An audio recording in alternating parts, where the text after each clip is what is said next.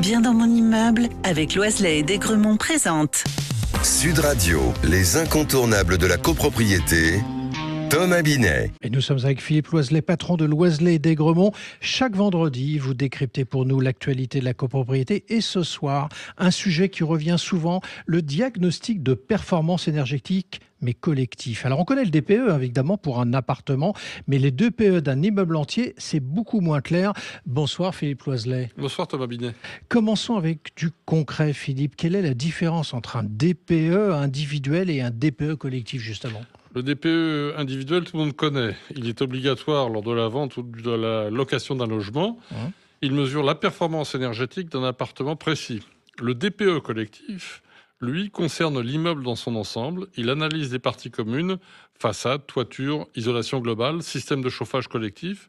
C'est une vision d'ensemble de la performance énergétique du bâtiment. Donc on ne parle plus d'un appartement, mais du corps de l'immeuble en fait. Exactement, c'est une photographie énergétique globale de la copropriété. Alors, est-ce obligatoire pour toutes les copropriétés ? Progressivement, oui.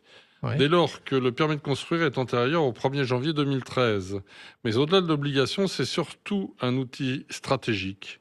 Beaucoup de copropriétés le réalisent désormais volontairement pour piloter leur politique énergétique. Alors concrètement, que mesure-t-on justement ? Bien, deux éléments principaux. D'abord, la consommation d'énergie primaire, exprimée en kilowattheures par mètre carré et par an.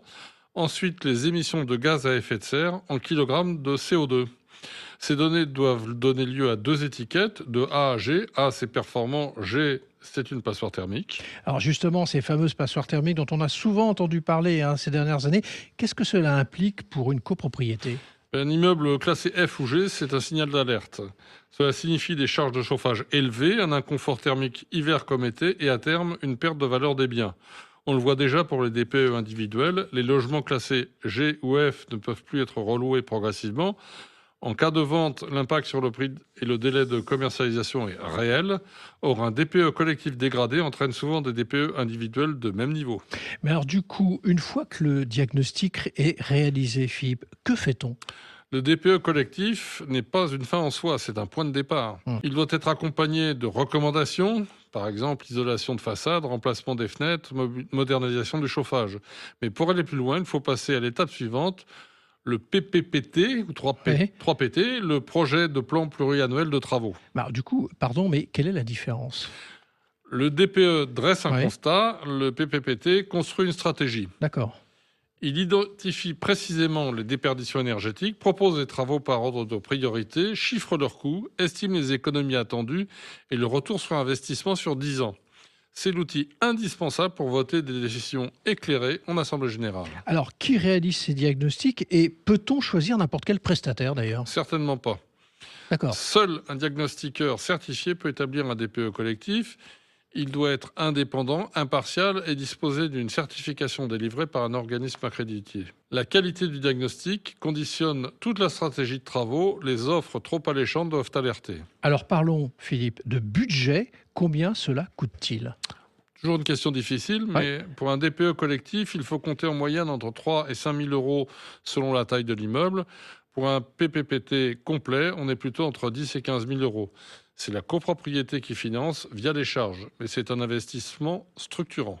Alors, structurant, vous avez dit structurant. Pourquoi structurant ?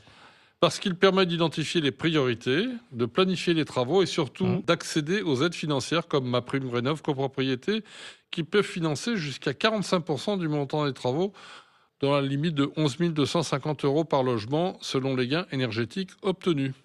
Alors sur ce sujet, un dernier conseil, Philippe, pour nos auditeurs copropriétaires. Oui, n'attendez pas d'être contraint.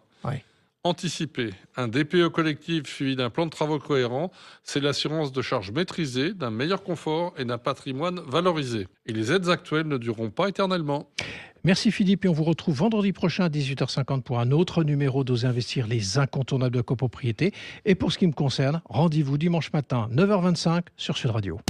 Sud Radio, les incontournables de la copropriété. Thomas Binet. Avec Loiselet et Desgremont, bien dans mon immeuble.